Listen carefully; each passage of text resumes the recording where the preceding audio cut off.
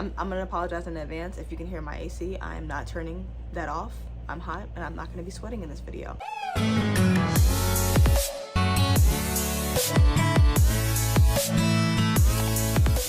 Hello, booktubing world. It is I, Capri Nicole, and I'm back with another video. So today I'm coming to you live from a hectic morning. I actually woke up pretty early today. I got a lot of stuff done, but I've been in these gym clothes since 9 a.m. and I'm ready to take these off.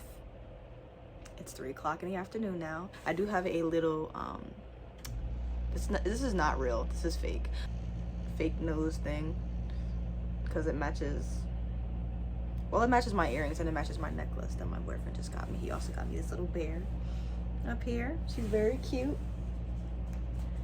Look at her. Very cute. I want to name her Topsy. Topsy. She's so cute. I like it. I couldn't fully commit to this, but it's cute to just like pop it in when I feel like it. We're all family here, so I'm coming to you looking a little bit crazy because I did not get dressed today. I did throw on some lashes for y'all because I didn't want to scare you out of your wits, but this is as cute as we're gonna get for today. So today I'm gonna be doing my June wrap up. So for the month of June, I read 27 books. 27 books. You know what, I'm not gonna lie, I did really well in June. I was just like on this like determination to just like get ahead of my reading goal or get closer to my reading goal because I was so behind. I was like 23 books behind my reading goal, so I was just like full-fledged ready to just like read. I did a 40-hour readathon. I was focusing on other videos, secret videos that I'm filming, so I think that's why the number is so high. I don't think I've ever read that many books a month in my life, ever in life. I think the most books that I've read in a month is probably like maybe 13 or 14, so to read 27 is like insane. It was either 26 or 27, but yeah, I think I'm very proud. Very proud. So I'm going to talk about those books now. So I have my handy dandy notes here on my laptop. So the first book that I read for the month of June was Sky Blues, and I saw this in a lot of bigger booktubers videos. They were really excited about this, and I know a lot of booktubers are really focused on reading LGBTQ plus books for the month of June because that is Pride Month. So I did want to start off the month with a bang with making sure I knocked out the LGBTQ plus book, and when Scrib popped up with the audiobook, I had to make sure I scooped it up. It follows the main character. His name is Sky, and he has this huge crush on one of his classmates, and him and his best friend have been plotting this plan in order to ask him out for prom, but someone who is in his class is extremely homophobic and ends up leaking his plan, and everyone ends up finding out about it, and it makes him feel like an outcast. But his classmates decide to come together and find out who is the person that exposed him and put all his business out in the open. I listened to this book on audiobook, as I said, it was on Scribd, and it really was not what I was expecting. I was expecting like Simon versus the Homo sapiens agenda, like cute vibes, like puppy love vibe. That's not really what I got. I felt so much secondhand embarrassment reading this book that it was hard to like enjoy, because it just was like, he didn't just have to get embarrassed, it had to be like extreme embarrassment. Like the scene where his classmates find out about his plot or whatever, just that whole scene is just like I was like, I wanted to skip the chapter. I was so embarrassed for him because it just was like, it was so bad. That whole scene was just like, it was brutal. Okay, it was just hard to listen to. His crush, I thought it would have been cuter. I thought he just had like an innocent crush on the guy, but like even the plot of like him and his best friend coming up with a plan in order to ask him out for prom was just very like obsessive almost, and it kind of made me like uncomfortable in a way. I don't know, I thought it was gonna be cuter. I thought it was gonna be like secretive love interest, you know, whatever, like little flirty here, little winky there, you know, stuff like that. I thought it was gonna be like that, and it kind of felt like that meme where there's a guy like, he's like pointing at this map that's behind him, and it has like all these like little maps and like things that are drawn together. The whole plan was kind of like that, and it just wasn't what I was expecting. I don't know, I just thought it was gonna be cuter, and it felt long as hell. Like I just felt like I was listening to that audiobook forever, and I just was like, get to the damn point. Like I just felt like it would have been better if it was less cringy, if it was a little bit cuter, and if it was like 100 pages shorter, like minimum. Like there were things that were happening or things that were delved into that really didn't need to be added to the story. I just didn't understand the point of it. I did enjoy the diversity, I enjoyed the best friend, I enjoyed the friendships, and I enjoyed the teacher. I think her name was Miss Winters, and I really liked the fact that the main character Sky wasn't in the perfect situation, because I feel like in a lot of like LGBT plus books there are like these parents who are like, oh, gung-ho about you coming out and gung-ho about you having a boyfriend or whatever if you are gay, and that's not always realistic. Like in some cases it is realistic for some people, but in some other cases that is not realistic at all. So he is currently not living with his family, he's actually living with his best friend because his mother kicked him out, just dealing with his mother and his brother like not accepting him. So I did like that depiction as well. But yeah, for the most part I just felt like it was okay, and I felt like I wished it was a little bit shorter, so I ended up giving that book 3 stars. And yeah, so I also read 4 books, but I can't talk about them because they're for a different video. So I'm just gonna say that I read 4 other books, and I'm not gonna be going into descriptions about ratings, about experiences, none of that, because you'll see the video when it actually comes out. So I do apologize for that. 8 books for my 48-hour readathon, which I already have a wrap up for, so I'm not gonna repeat myself. Like, girl, I already talked too much, like way too much. We don't need to reiterate those 8 books, which I've already had a video for, and I will link it up above right here. Bam, right next to Topsy, right there. Gonna be sitting right there waiting for you if you want to hear about the books that I read during that 48-hour readathon. It was 8 books, and it's all included in that wrap up. I'm not saying it again, child. I'm not gonna say it again. But bam, right there, right there. So the next group of books that I read for the month of June was, again, Tokyo Ghoul, baby. You already know. Honestly, I think this box set really added to those 26 books that I read for the month. 26, 27, child, whatever the hell it is. For the most part, my ratings were pretty much the same for all the volumes. I gave pretty much all the volumes 5 or 4 stars, except one volume I gave 3 stars. And out of all the volumes that I read, this was my favorite volume, which was volume 7. Just look at that cover. Love it. You know, I think I love this volume so much just because of like the scenes and the illustration in it. Like, look at this. I think this was my favorite one.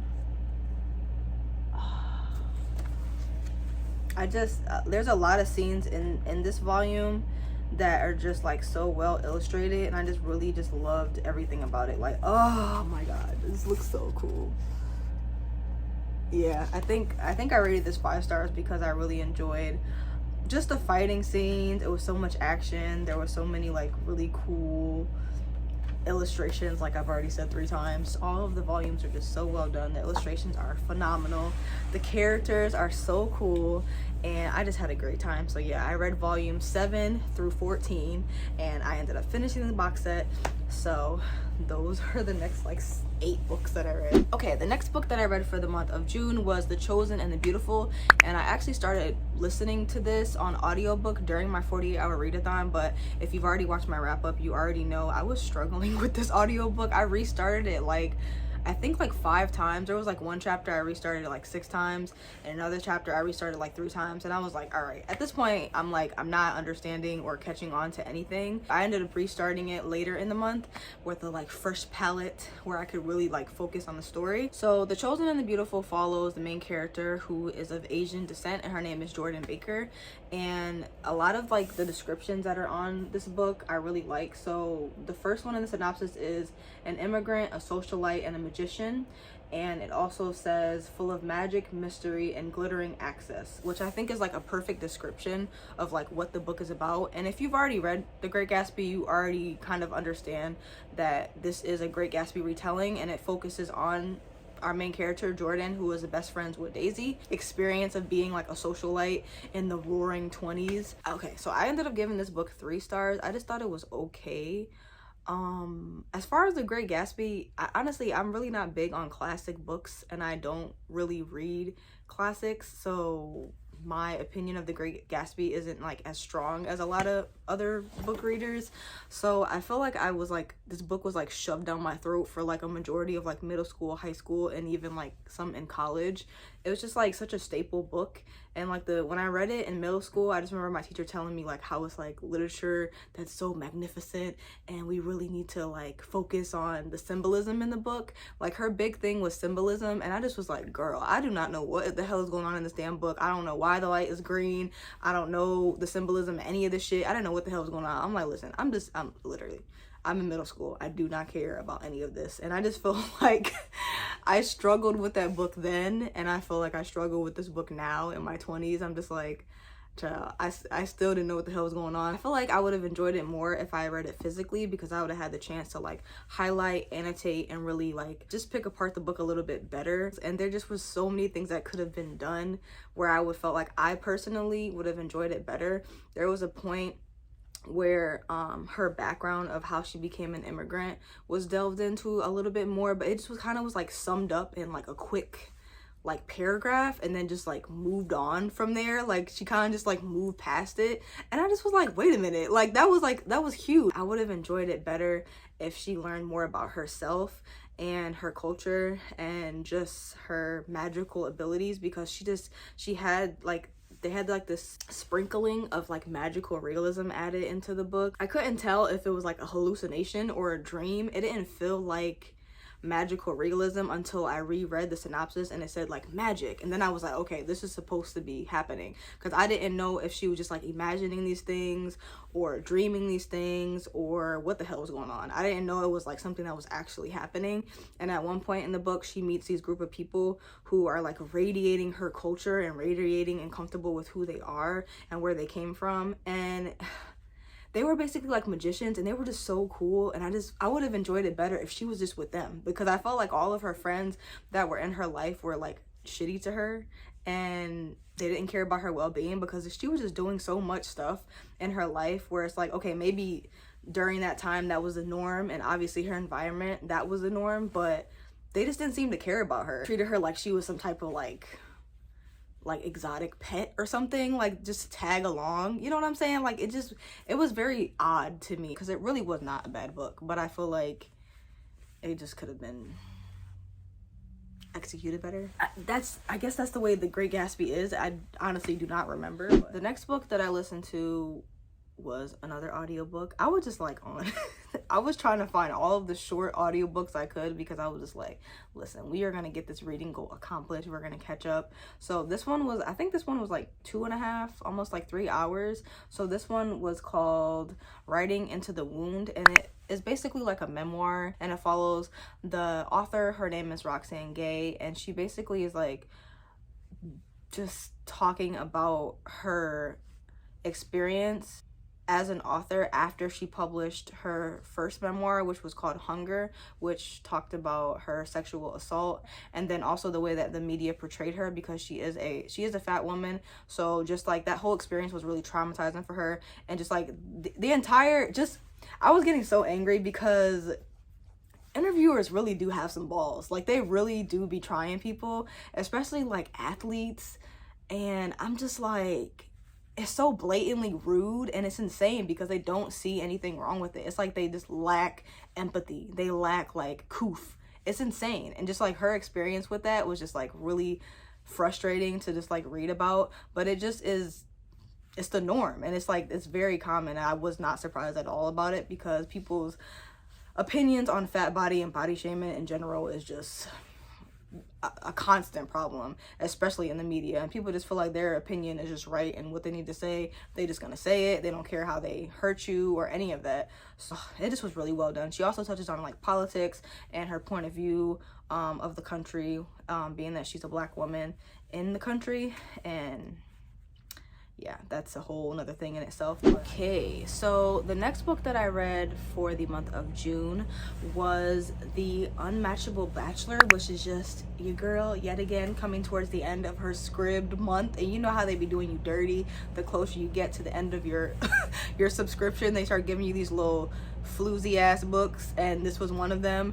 This was just one of the books that is just on the backlist, so I just was like, hey, it is what it is. It was short. I picked it up So it follows the main character. Her name is Arti, and she is a divorced love matchmaker. So she basically just tries to put people together that will potentially get married. At the beginning of the book, she's at a wedding ceremony, and these two parents come up to her and say, like, you have to help us. We have our son. We can't match him up with anyone. Everyone that we put him with, he ends up going along with it all the way up until the marriage. So she's willing to take on the challenge and just find out more about him and see if she can find his true match. And she ends up falling in love with his brother. So she's basically trying to find a match for one brother and also falling in love with the other brother. So this book, it was something. It was like, man, okay, I gave this book 2.5 stars, which honestly, I know everybody's like, hey, 2 stars is bad, but 2.5 stars, half a 5. It was just okay. Like, the plot twist was very predictable. I predicted it within the first 5 minutes. I already knew exactly what was going on. And then the matchmaker, I did not like her, child. I just felt like it's okay to be like willing to do anything for your career, but to a certain extent. I just felt like she just was so head on of like making sure she had this perfect matchmaking like rating, like basically her success rate. Like, I just feel like she was so focused on like, oh, look how many people I have matched up or how many people I've successfully put together, instead of like putting people together that genuinely should be together. You know how there's like those wedding planners that they genuinely like love and they're just so excited to plan your wedding, and they just have all these decoration ideas and they're just so excited to be there. There's those wedding planners, and then there's wedding planners that are just like, they're just there to do their job. Like, they might still give you a beautiful wedding or whatever, but they're just there to do their job. And I feel like she just like was like one of those wedding planners, even though she was a matchmaker, she just felt like one of those wedding planners that just was like, I'm here to do my job, that's it. She didn't seem like she genuinely cared about the people she was matching up. It just like fell flat for me.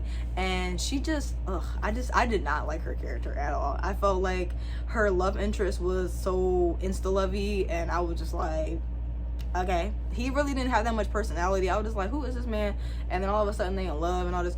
I'm like, child, okay. So it was just a mess. And I just feel like with the whole plot, she was just willing to put this girl with the Unmatchable Bachelor despite knowing everything that was going on, just so she can be like, okay, just go, just be with him, just to make this marriage happen. Like, it just like she was just like pushing this girl into the marriage, blindsiding her because she didn't know what was going on, and it's like she did. So it's like, if you know what's happening and you know the truth, why are you trying to push her into this marriage that you know is not going to be successful? It was just not giving. It was not giving. Okay, that's all I'm gonna say on that before I go into a rant. The next book that I read was Ada Lovelace Cracks the Code, and this is basically like a short story that is all included into this bind up called The Rebel Girls, and it's like this really big book that focuses on women in history. And on Scrib they have the ebook copies of the chapters. So this chapter follows Ada Lovelace. All of the other short stories that I read from the Rebel Girls series I really enjoyed, and it just was so cute. It has like really cute illustrations. I really just enjoy hearing about the women in history and how they came to be. But this one was a little bit confusing because I did not know who this woman was, so I didn't know what her ultimate success was. Like, I didn't know what she was going towards. Like, at first I thought she was an author, and then at one point I thought she was gonna be dealing with airplanes, and then I thought she was working with computers. Like, I really just didn't know what her thing was. Like, in any of the other short stories, it's very obvious like what their career goal is, but with her it just felt like all over the place.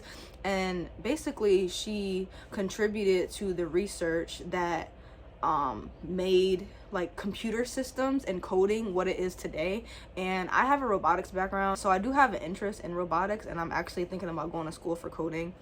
Child, that's a whole nother thing in itself, but I am thinking of going to school for coding. So just hearing her story was very interesting. So I guess she contributed to the research specifically towards coding. Like, she didn't invent anything, and her research made computers and just technology successful the way it is now. I love seeing women be successful, so I enjoyed it for the most part. I gave it 3 stars, and yeah.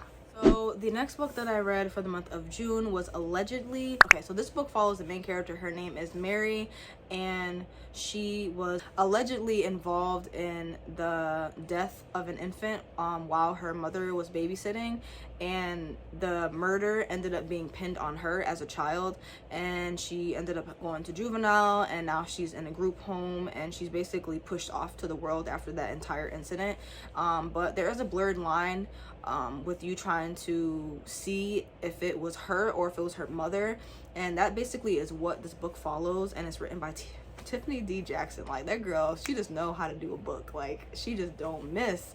So yeah, I listened to this book on an audiobook, and I love this book so much. Tiffany D. Jackson, honestly, she is good. She really is good at like going there. Like, she really is good at making any vibe of a book kind of like creepy, or like making like the innocence of a child or the innocence of a teenager be questioned, or be like a little bit like spooky in a way. Even when you think you figured out what the hell is going on, and she always hits you with like this whammy at the end of the book where you're like, wait a minute, and you just trying to figure out if what you think is correct. And I just I love her writing style. Like, and I feel like with this book, all of the characters had a lot of personality, so it was like really easy to follow along, because it just felt like the book like jumped out at you. The characters were just like very interesting.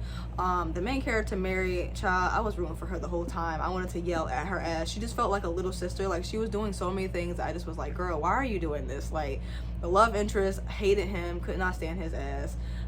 Yeah, the mom was just questionable. It was just so much going on. I think my favorite part of the whole book was the depiction of Black children and crime shown in media.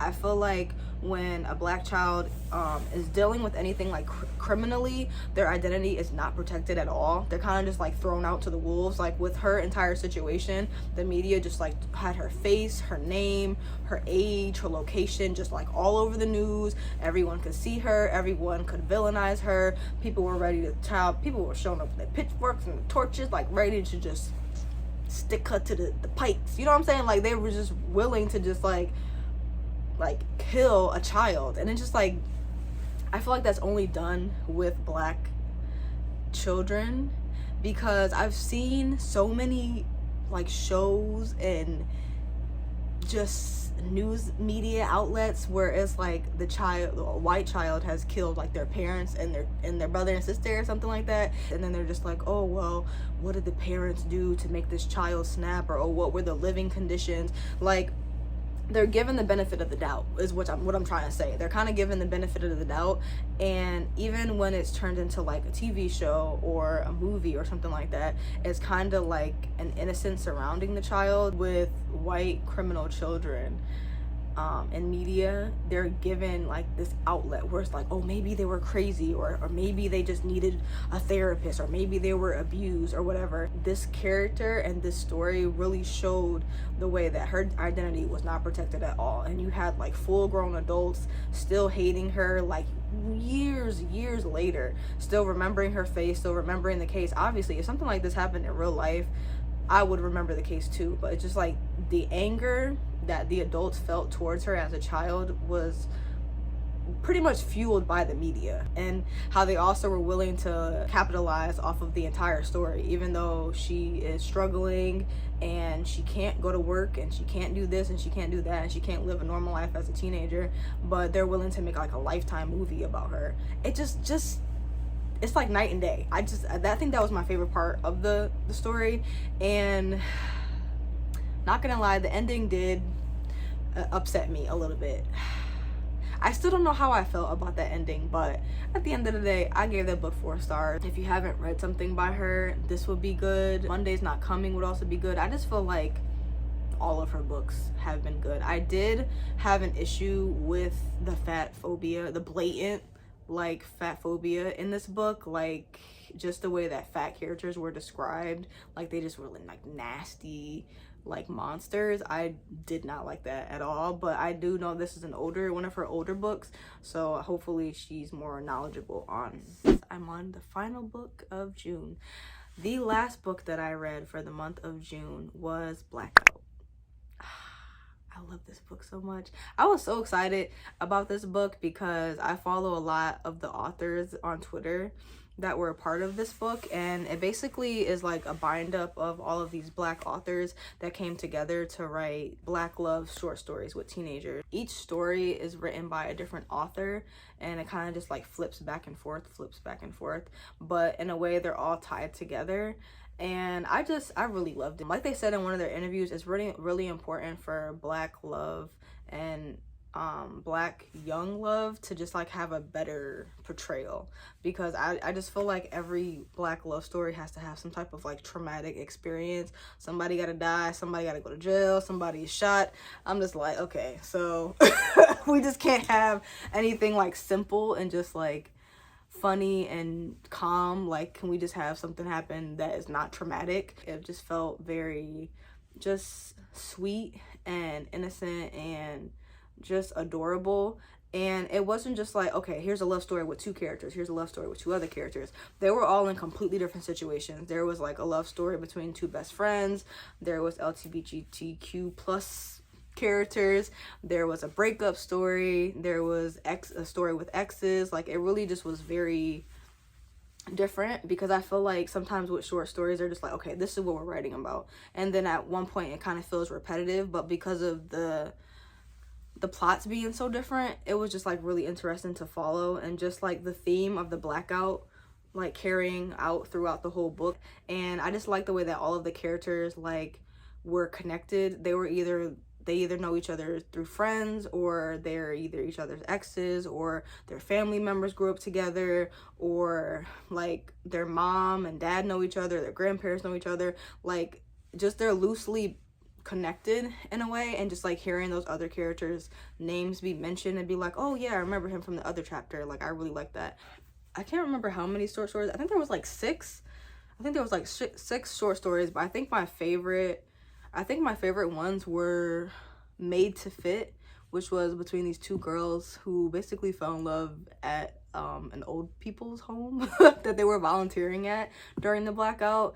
And then I also enjoyed Mask Off, which was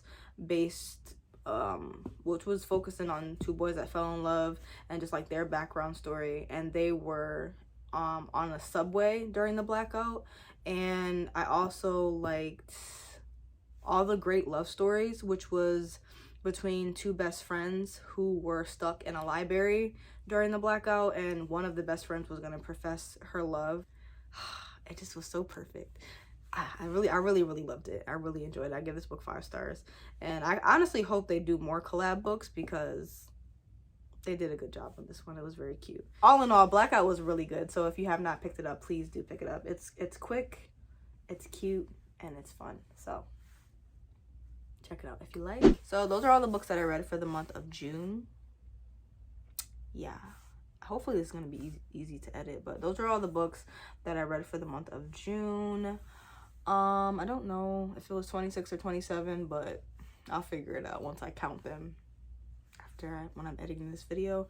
But thank you so much for watching. I hope that you enjoyed it. If you are interested in any of these books, please follow your girl on Goodreads, because you can see my reviews on there. You can also see the books that I've read, and you can pick them up there. Okay? So, yes, thank you so much for watching. Let me know if you read any of these books in the comment section below. If you made it this far to the end of this video, leave a crescent moon. You can leave the full circle moon too. Any type of moon. I like the crescent one. Those are really cute. So just leave a crescent moon in the comment section below, and I will see you guys next time.